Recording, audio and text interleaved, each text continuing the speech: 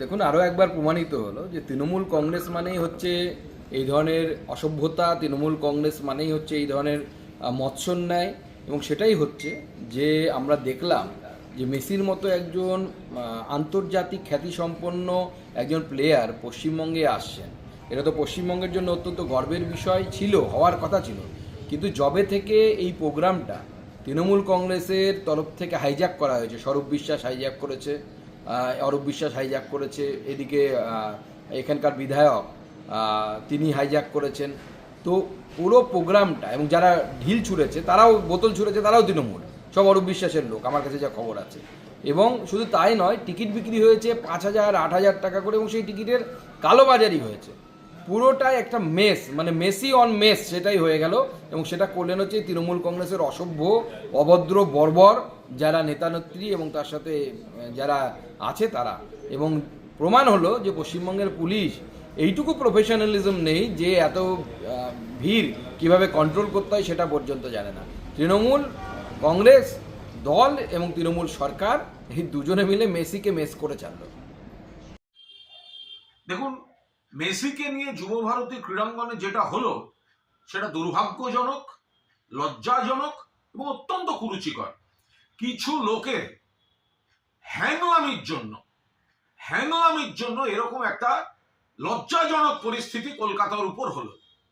কেন মেসি যখন মাঠে ঘুরছেন, এত মানুষ তারা কত শখ করে খেলার, তো মূল কথা ছিল না মেসিকে দেখতে যাচ্ছে, মেসি আসছেন, স্বপ্নের নায়ক, মেসিকে দেখতে যাচ্ছেন।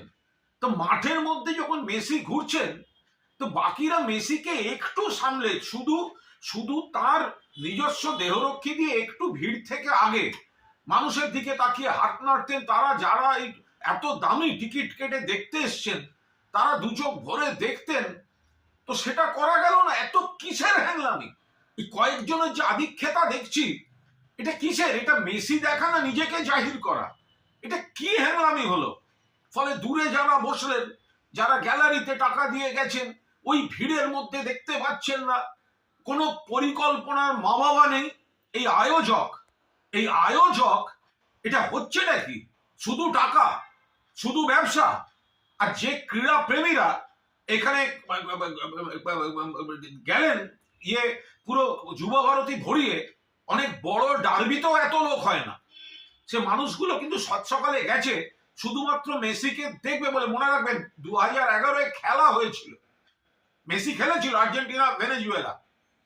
আমি আর আমার এক সহকর্মী তখন চ্যানেলের প্রসেনজিৎ বক্সি, আমরা কর্নার ফ্ল্যাগের পাশে বসে খেলা দেখছিলাম অ্যাস্ট্রোটার্ফের উপর। আমাদের মানে 12 ফুটের মধ্যে মেসি দাঁড়িয়ে কর্নার নিলেন। গোটা যুব ভারত একটা সিস্টেমে চলেছিল। এটা কি? যারা মাঠের মধ্যে, একটা মানুষ গ্যালারিতে বসে সে কি দেখবে ওই ভিড়ের মধ্যে? কোনো পরিকল্পনা থাকবে না। মাননীয় মুখ্যমন্ত্রী পৌঁছবার আগেই মেসিকে বেরিয়ে যেতে হচ্ছে।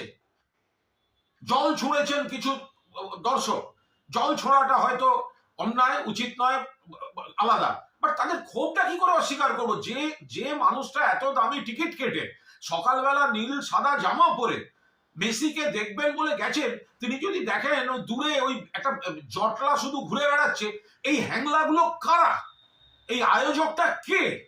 এরা শুধু এই টাকা তুলে, দামি করে নিজেদের টাকাটাকে সুরক্ষিত রেখে অন্য জায়গা থেকে স্টাফদের এনে ঘুরিয়ে দেয়া, ইয়ার্কি মারার জায়গা পায়নি। এদের বিরুদ্ধে ব্যবস্থা নেওয়া উচিত। আমি এই ক্রীড়া প্রেমী যারা সকালে যুব ভারতীদের মেসিকে দেখতে গিয়ে বঞ্চিত হয়েছেন, তাদের আবেগ এবং ক্ষোভকে পূর্ণ সমর্থন করছি।